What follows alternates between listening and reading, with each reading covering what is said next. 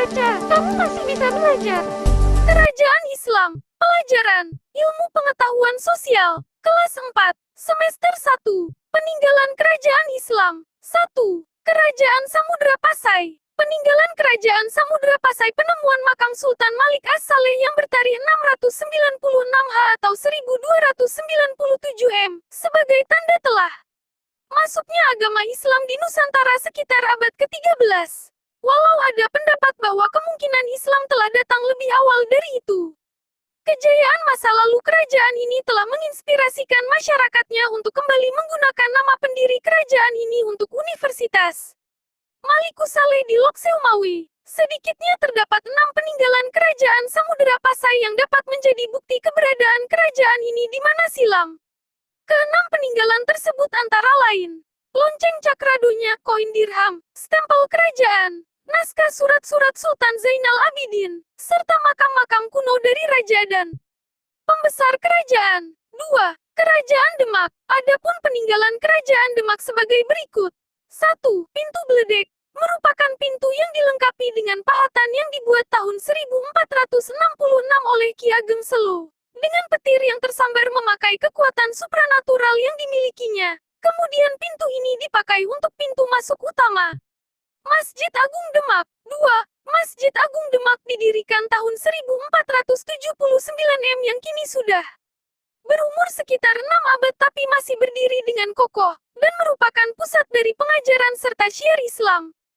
3. Soko Guru atau Soko Tatal, merupakan tiang penyangga dari Masjid Agung Demak yang terbuat dari material kayu dengan diameter 1 meter dan berjumlah sebanyak 4 buah.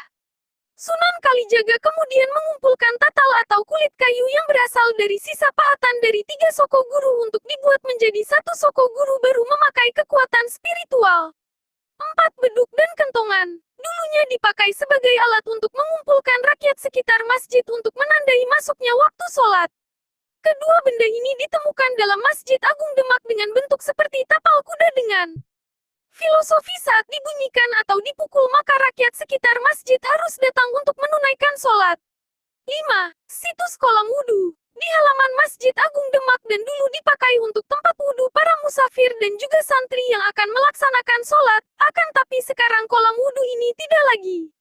6. Makam Sunan Kalijaga. Sunan Kalijaga wafat tahun 1520 lalu. Dikebumikan di desa Kadilangu berdekatan dengan kota Demak. Makamnya sampai sekarang menjadi sebuah situs yang sering didatangi peziarah dan juga wisatawan dari berbagai wilayah di tanah air. 7. Maksurah, merupakan ukiran kaligrafi ayat Al-Quran yang digunakan sebagai interior dinding Masjid Agung Demak.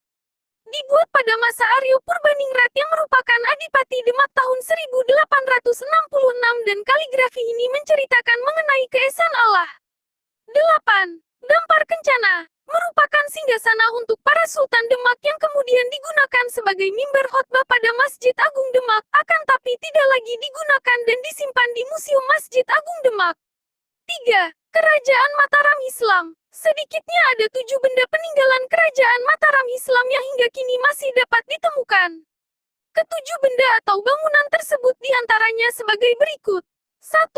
Masjid Kota Gede adalah masjid peninggalan kerajaan Mataram Islam yang didirikan pada tahun 1640. 2.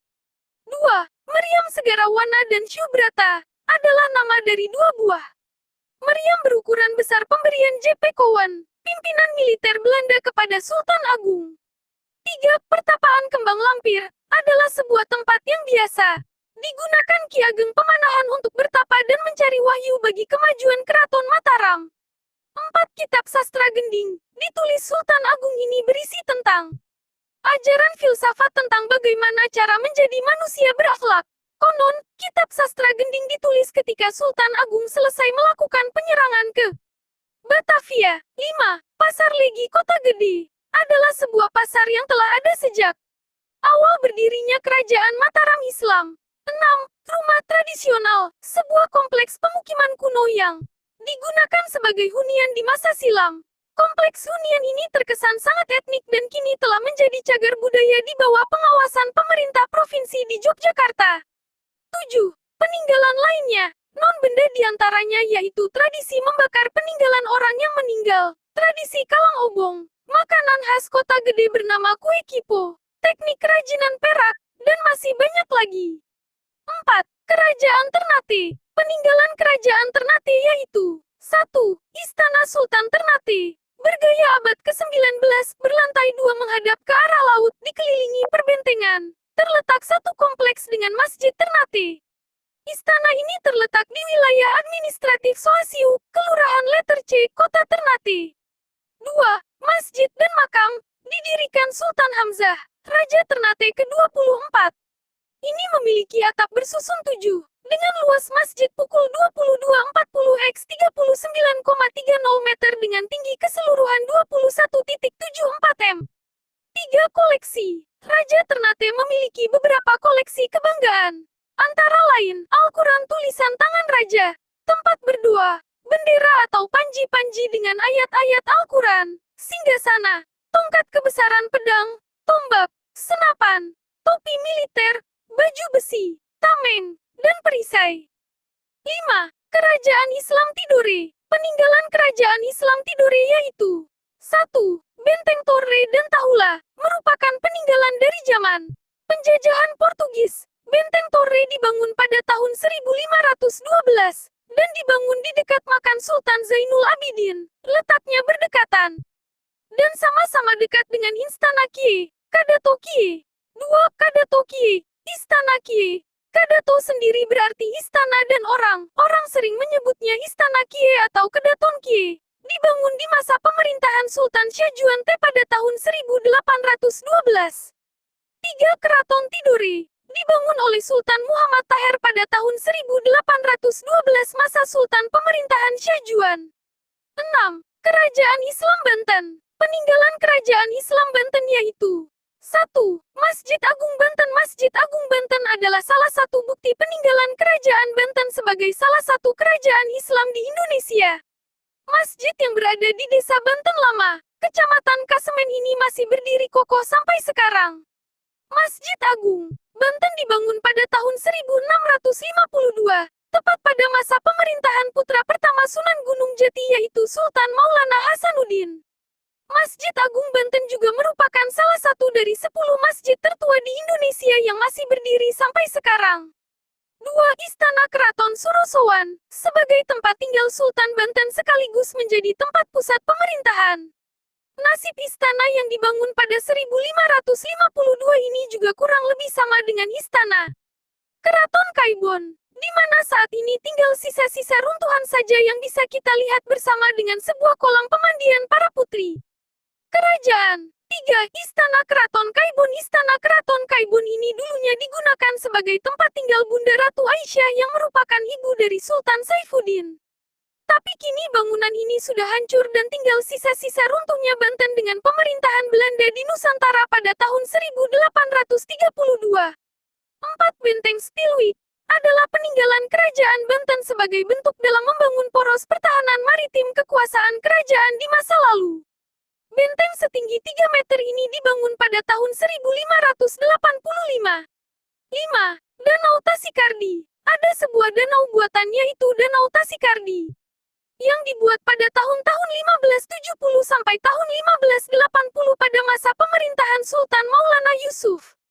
Danau ini dilapisi dengan ubin dan batu bata. Danau ini dulunya memiliki luas sekitar 5 hektar. 6. Meriam Kiamuk. Adalah beberapa meriam, di mana di antara meriam-meriam tersebut ada meriam yang ukurannya paling besar dan diberi nama Meriam Kiamuk. 7. Kerajaan Islam Gowa Talu. Peninggalan kerajaan Islam Gowa Talu berikut beberapa peninggalan kerajaan Gowa Talu, yaitu 1. Istana Balalompoa, di Kelurahan Sungguh Minasa, Kecamatan Somba, Opu, Kabupaten Goa, yang didirikan oleh Raja Gowa ke-35 I. Mangi-Mangi Deng Matutu Karaeng Bontonompo Sultan Muhammad Tahir Muhibuddin Tumenangari Sungguh Minasa. 2.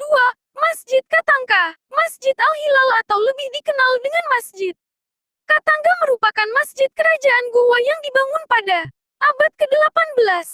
3. Benteng Ujung Pandang atau Fort Rotterdam merupakan benteng peninggalan kerajaan Gowa Talu yang terletak di pinggir pantai sebelah barat kota Makassar, Benteng ini dibangun pada 1545 oleh Raja Gowa ke-9 pertama Manrigaudeng Bonto Karaeng Lakiung Tumapa, Trisi, Kalona. Pengaruh peninggalan Islam pada kehidupan masa kini. 1.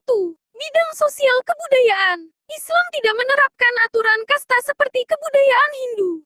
Pengaruh Islam yang berkembang pesat membuat mayoritas masyarakat Indonesia memeluk agama Islam. Hal ini menyebabkan aturan kasta mulai pudar di masyarakat. Nama Arab seperti Muhammad, Abdullah, Umar, Usman, Ali, dan lainnya mulai digunakan. Kosakata bahasa Arab juga banyak digunakan.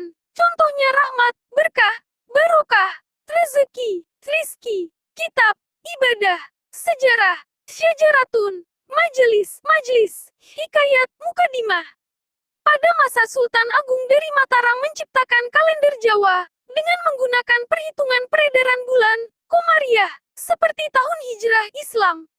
2. Bidang pendidikan. Sebenarnya, pesantren telah berkembang sebelum Islam masuk ke Indonesia. Pesantren saat itu menjadi tempat pendidikan dan pengajaran agama Hindu. Setelah Islam masuk, mata pelajaran dan proses pendidikan pesantren berubah menjadi pendidikan Islam. Siswa tinggal bersama untuk belajar ilmu keagamaan di bawah bimbingan guru yang disebut kiai. Asrama siswa berada di dalam kompleks pesantren. Kiai juga tinggal di kompleks pesantren. 3. Bidang sastra dan bahasa. Semua orang dari raja hingga rakyat jelata dapat mempelajari bahasa Arab, karena dalam Islam tidak mengenal pengkastaan. Penggunaan huruf Arab di Indonesia pertama kali terlihat pada batu nisan di daerah Leran Gresik, yang diduga makam salah seorang bangsawan Majapahit yang telah masuk Islam. Dalam perkembangannya, pengaruh huruf dan bahasa Arab terlihat pada karya-karya sastra, misalnya, hikayat cerita atau dongeng. Penulis adalah Hikayat Amir Hamzah. Babat Tanah Jawi, Jawa Kuno, Babat Cirebon, Suluk Sukarsa, Suluk Wijil, Suluk Malang Sumirang. Syair, seperti syair Abdul Muluk dan Gurindam 12. 4. Bidang arsitektur dan kesenian. Ada perbedaan antara masjid yang dibangun pada awal masuknya Islam ke Indonesia dan masjid yang ada di Timur Tengah. Masjid di Indonesia tidak memiliki kubah di puncak bangunan. Kubah digantikan dengan atap tumpang atau atap bersusun. Jumlah atap tumpang itu selalu ganjil, 3 tingkat atau 5 tingkat serupa dengan arsitektur Hindu. Contohnya, Masjid Demak dan Masjid Banten. Islam juga memperkenalkan seni kaligrafi, yang berwujud gambar binatang atau manusia, hanya bentuk siluetnya. Ada pula yang berbentuk aksara yang diperindah. Teks-teks dari Al-Quran merupakan tema yang sering dituangkan dalam seni kaligrafi ini. Media yang sering digunakan adalah nisan makam, dinding masjid, mihrab, kain tenunan, kayu, dan kertas sebagai pajangan. Tokoh-tokoh pada masa kerajaan Islam. Berkembangnya Islam di Indonesia tentu berkat jasa-jasa tokoh sejarah yang berjuang keras. Selain Wali Songo, terdapat beberapa tokoh dari kerajaan-kerajaan Islam yang juga turut andil, yaitu 1. Sultan Iskandar Muda. Sultan Iskandar Muda memerintah kerajaan Aceh pada tahun 1607 sampai tahun 1636. Pada masa itu, kerajaan Aceh mencapai puncak masa kejayaan dan memiliki wilayah kekuasaan hingga ke Semenanjung Malaya. Sejak kecil, Sultan Iskandar Muda dididik orang tuanya dengan pengetahuan agama dan kepemimpinan yang sangat kental. Tata pemerintahan masyarakat Aceh yang dikembangkan oleh Sultan Iskandar Muda masih berlaku hingga sekarang. Sultan Iskandar Muda dikenal sebagai pemimpin yang taat beragama dan selalu memikirkan rakyatnya. Beliau wafat pada tahun 1636 karena sakit yang diderita. Banyak perjuangan yang dilakukan Sultan Iskandar Muda dalam melawan penjajah dan juga menyejahterakan rakyatnya. Di antaranya, beliau pernah membangun angkatan perang yang kuat untuk melawan penjajah dari bangsa Portugis. Sehingga wilayah kekuasaannya semakin luas. Ia juga membuat peraturan yang menjamin kesejahteraan rakyatnya. Selain itu, Sultan Iskandar Muda menjadikan Selat Malaka sebagai jalur perdagangan untuk memakmurkan rakyatnya. Banyak hal yang dapat kita teladani dari sikap kepahlawanan yang dimiliki Sultan Iskandar Muda. Beliau merupakan sosok yang rela berkorban demi kepentingan rakyatnya. Tidak mudah menyerah, berani melawan penjajah, disiplin dan pekerja keras, mencintai tanah air.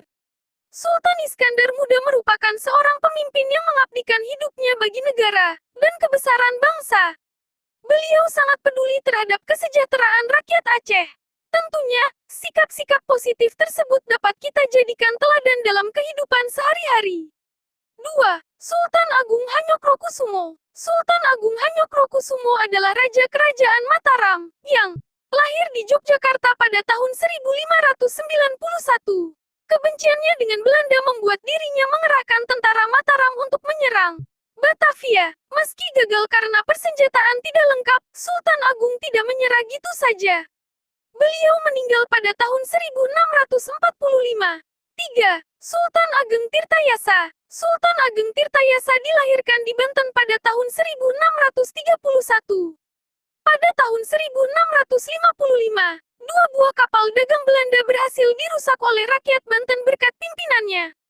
Akibat hal tersebut, Belanda mulai menjalankan politik adu domba. Sehingga pada tahun 1680 terjadi perang antara Sultan Ageng Tirtayasa dengan Belanda. Kemudian tahun 1683, beliau tertangkap dan dipenjara di Jakarta. Tahun 1692, Sultan Ageng Tirtayasa meninggal dunia dalam penjara dan dimakamkan di dekat Masjid Agung Banten. 4. Sultan Hasanuddin. Sultan Hasanuddin adalah raja dari Kerajaan Gorontalo, Makassar. Pada masa pemerintahannya, dirinya berjuang untuk merangkul raja-raja di Indonesia Timur untuk menentang Belanda. Pada tahun 1660, terjadi perang antara Gowa dan Belanda. Sultan Hasanuddin mengalami kekalahan akibat dari pengkhianatan Raja Aru dari Bon. Berkat keberaniannya tersebut, Sultan Hasanuddin dijuluki ayam jantan dari timur.